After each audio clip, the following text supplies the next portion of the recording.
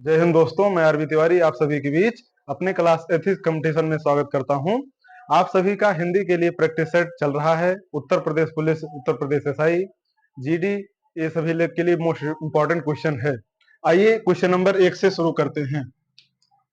Number 1, Premchandra का सबसे बड़ा उपन्यास कौन सा है? मुंशी प्रेमचंद्र का काफी उपन्यास है, तो इसमें निर्मला, वरदान, रंगभूमि और प्रेमाश्रम, तो सबसे बड़ा उपन्यास पूछा गया है किसका? प्रेमचंद्र का, जो कि होता है रंग भूमि।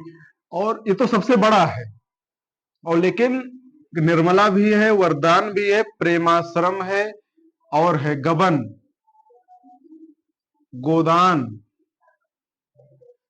गोदान, एक मंगल सूत्र है, मंगल सूत्र है, जो कि इनका अधूरा है, मतलब इनको पूरा नहीं कर पाए इस उपन्यास को मुंशी प्रेमचंद्र जी।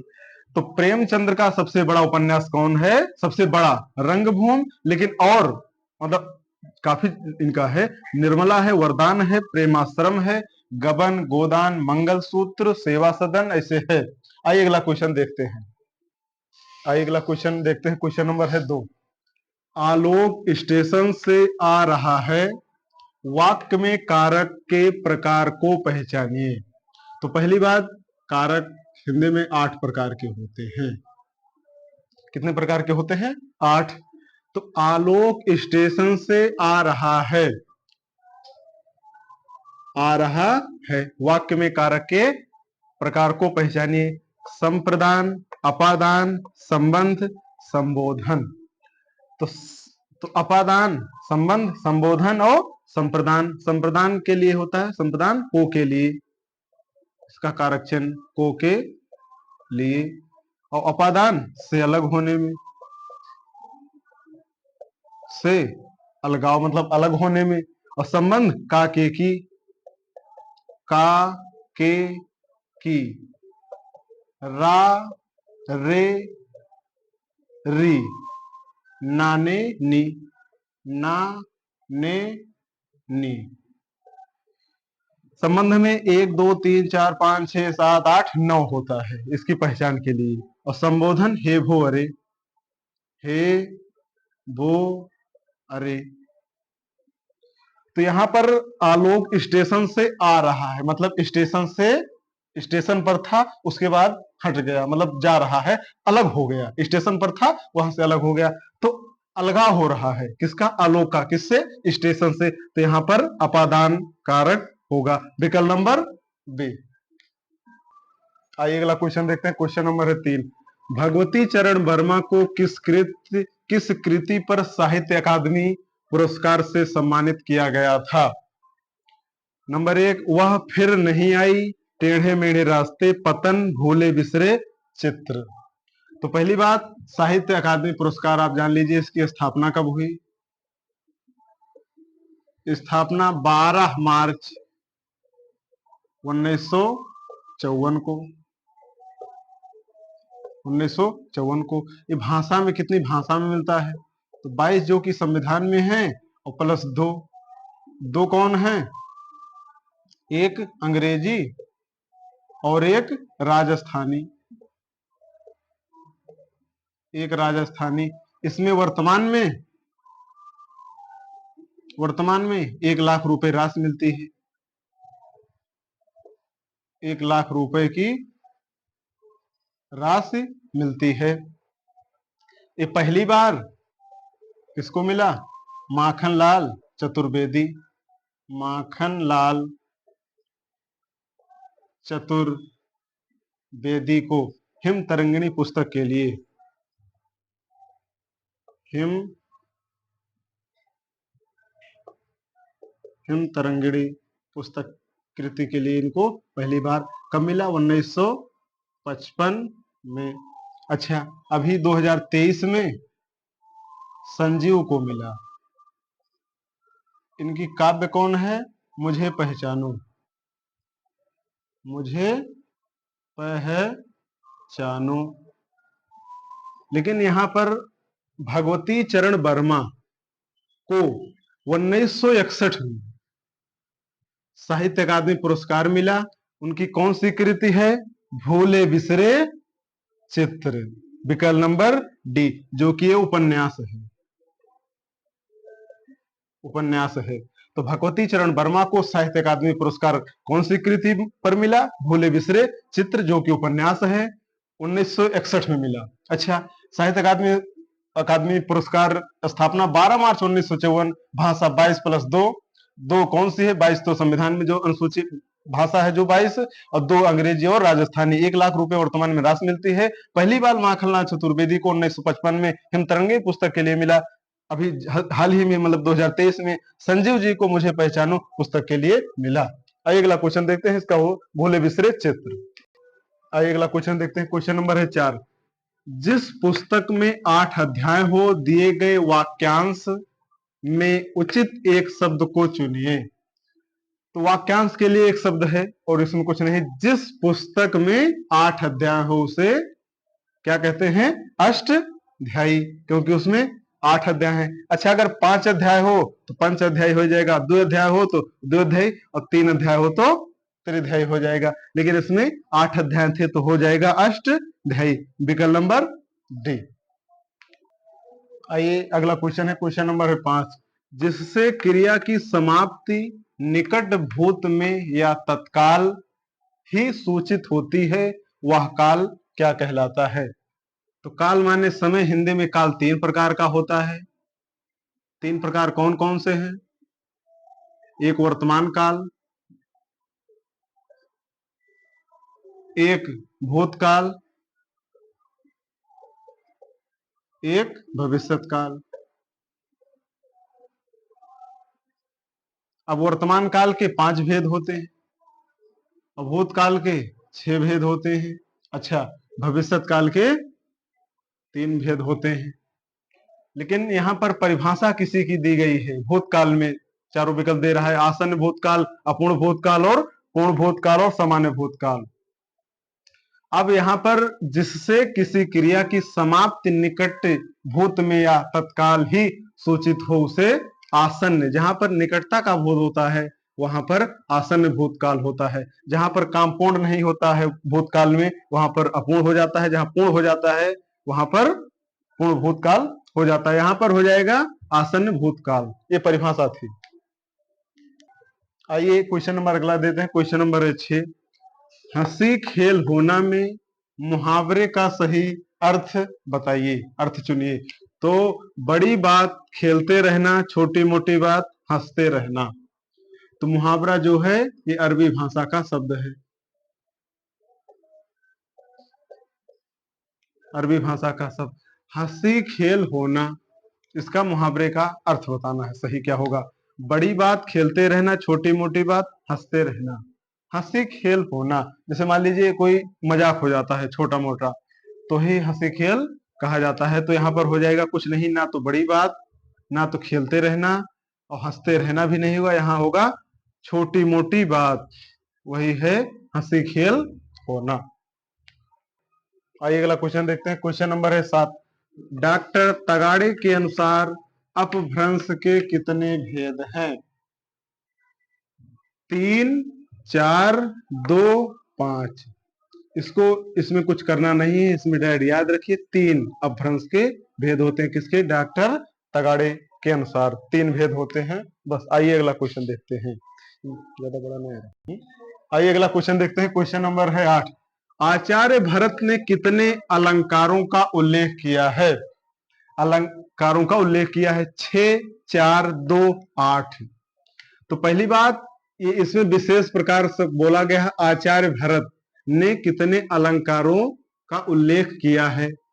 तो पहली बात, अलंकार कुल 2 प्रकार के होते हैं, नहीं कुल 3 प्रकार के होते हैं। एक शब्दालंकार, अर्थालंकार, एक उभयालंकार। अगर बस पूछा जाए कि अलंकार के भेद कितने होते हैं, 2 होते हैं, शब्दालंकार, अर्थालंकार, और बस। और लेकिन अगर टोटल पूछा जाए 3 होते हैं। तो यहाँ पर आचार्य भरत मुनि ने कितने अलंकारों का उल्लेख किया है? 4।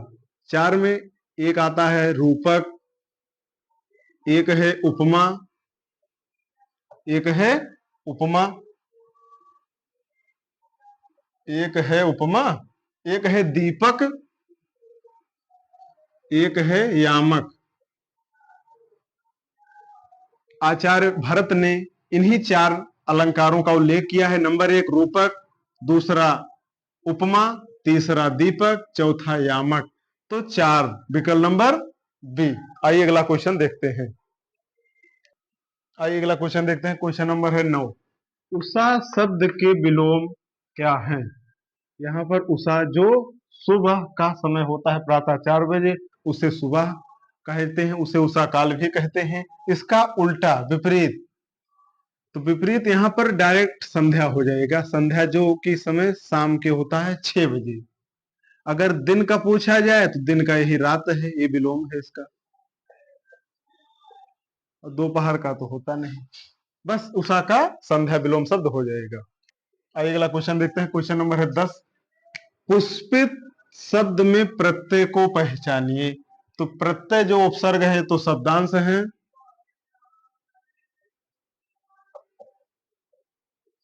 तो प्रत्यय बल्कि 2 प्रकार के होते हैं, एक कृदंत, एक तर्धंत। अब जैसे ये बाद में लगते हैं। अब जैसे पुष्पित, तो पुष्पित को आपको लिखना आना चाहिए। कैसे लिखा जाएगा? पुष्प प्लस इत। तो जो यही इत है, यही आपका प्रत्यय हो जाता है। तो कौन सा है? विकल्प नंबर सी, इत। आइए अगला क्वेश्चन देखते हैं। क्वेश्चन नंबर है 11। मेला का वचन बदलिए। मेले, मेलाएं, मेलाओं, मेलाओं। तो पहली बात, वचन 2 प्रकार के होते हैं, एक वचन और बहुवचन।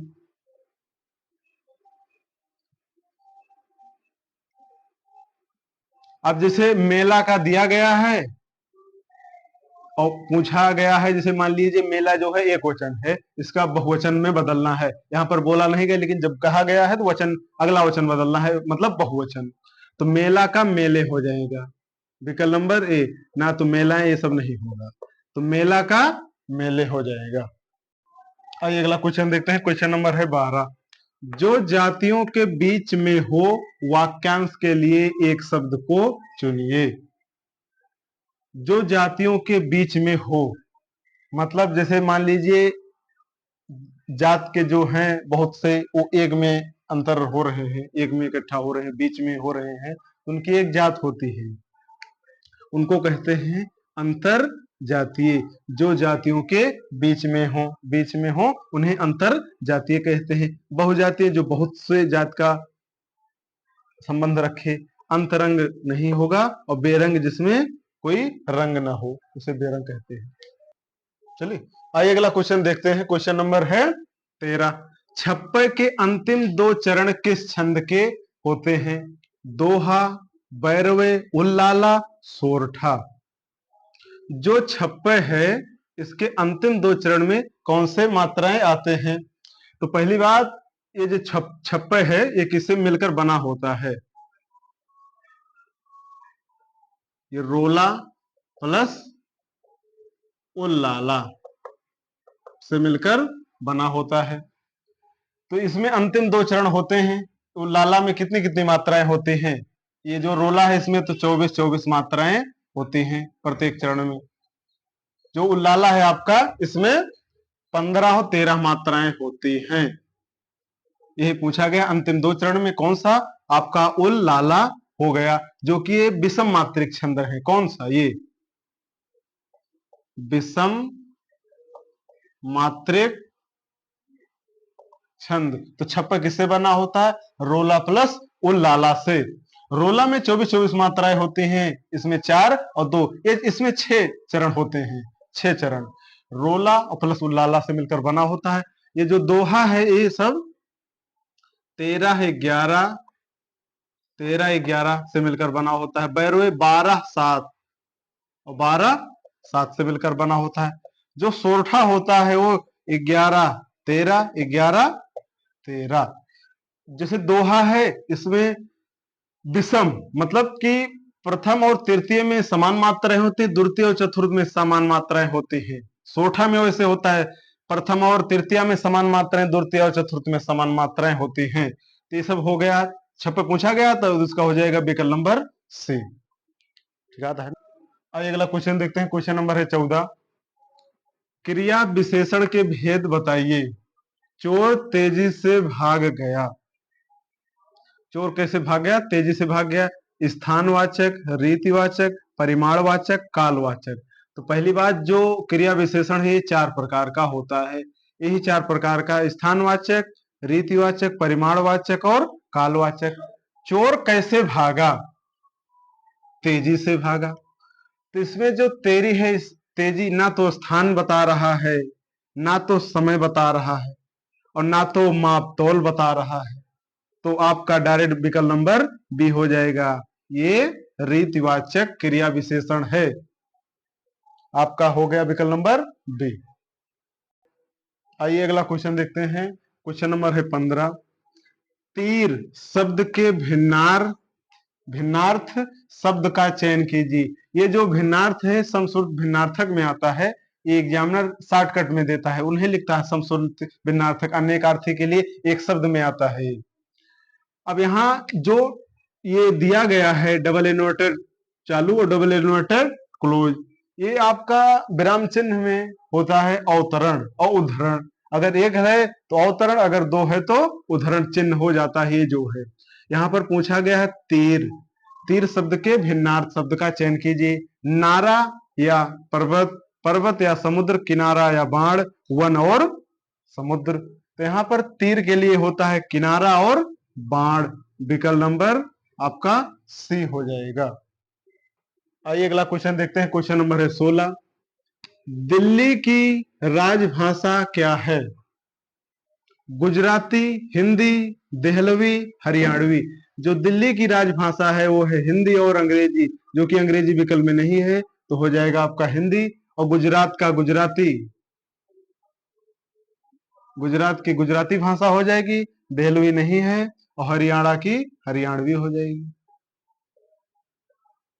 अपने उत्तर प्रदेश की, मान लीजिए उत्तर प्रदेश है अपना, तो यहाँ पर पहली बात तो हिंदी बोली जाती है पहली बात, और ये तो प्रथम स्थान पर। दूसरे स्थान पर इसको मान्यता दिया गया है उर्दू को आधिकारिक भाषा।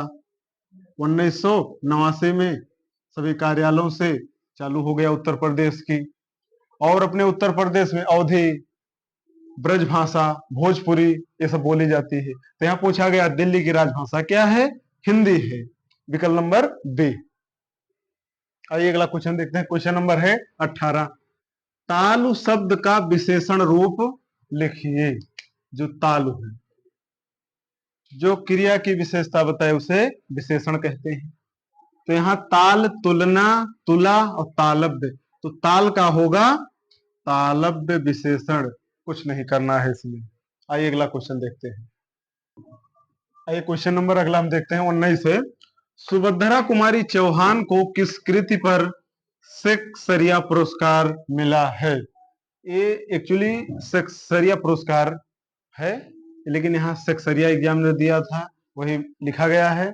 झांसी की रानी, मुकुल, वीरांगना, राख की रश्मि। ये जो कि सुभद्रा कुमारी चौहान की चारों कृति है, बहुत इंपॉर्टेंट है।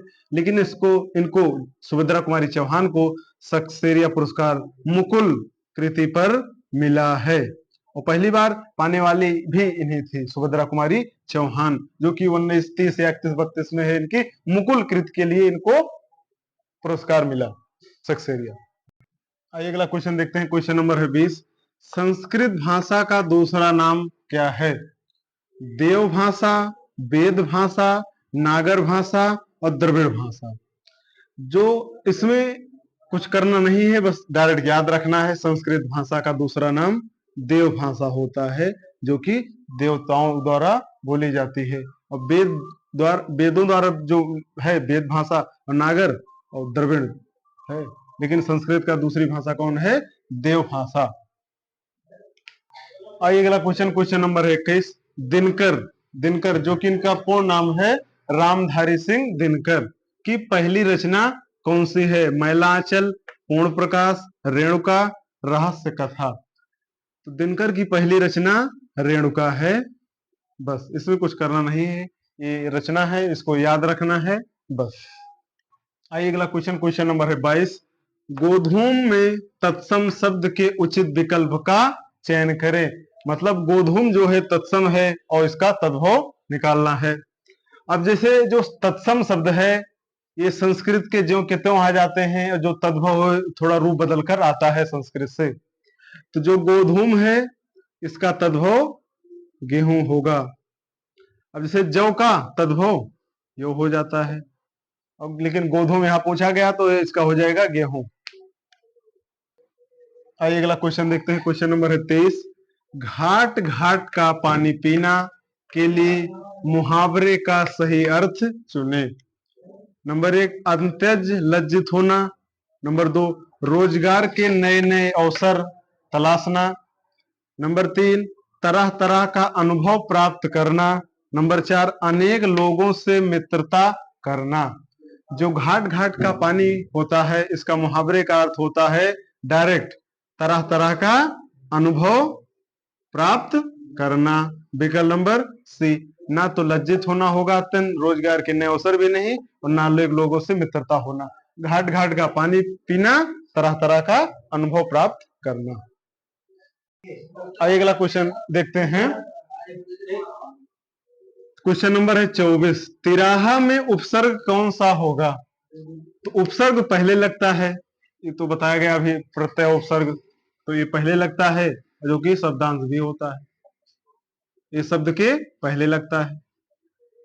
अब जैसे तिराहा तो ती प्लस राहा, तो जो ती है ये आपका उपसर्ग है। कौन से विकल्प में है, विकल्प नंबर बी में। आइए अगला क्वेश्चन देखते हैं, क्वेश्चन नंबर आपका 25 है। छुट्टी हुई और बच्चे भागने लगे, दिए गए वाक्य में अव्यय के प्रकार को पहचाने। निपात अव्यय, विस्मयादि बोधक अव्यय, क्रिया विशेषण अव्यय, समुच्चय बोधक अव्यय। जो आपका अव्यय है ये अविकारी शब्द है, अविकारी शब्द है। जो अव्यय है इसके 4 भेद होते हैं। 4 भेद में नंबर 1 मान लीजिए विस्मयादि बोधक, और नंबर 2 क्रिया विशेषण, और नंबर 3 समुच्चय बोधक, और चौथा है संबंध बोधक। संबंध बोधक अव्यय, यही 4 प्रकार के होते हैं अव्यय। लेकिन यहां पर इसमें छांटना है कि कौन सा है। छुट्टी हुई और, जो और है ये छुट्टी हुई और बच्चे भागने लगे, मतलब छुट्टी हुई और भागने लगे, ये जोड़ने का काम कर रहा है, तो जोड़ने का समुच्चय बोधक अव्यय इसमें हो जाएगा विकल्प नंबर डी में। यहां ना तो क्रिया विशेषण, ना तो विस्मयादि, ना तो निपात। निपात होगा नहीं, ये 5वां है लेकिन मानक में अभी नहीं है, 4 ही प्रकार हैं अव्यय के। तो आपका यहाँ पर समुच्चय बोधक अव्यय हो गया है। और 25 क्वेश्चन आपका हो गया है प्रैक्टिस सेट में। सभी लोग इसको अच्छे से पढ़ लीजिए और लाइक शेयर सब्सक्राइब कीजिए। अच्छा लगे तो कमेंट कीजिए। यदि आप सभी को जरूरत हो तो कमेंट में नीचे लिख सकते हैं कि चैप्टर वाइज अगर क्लास भी चाहिए तो आपको चैप्टर वाइज भी दिया जाएगा। जय हिंद।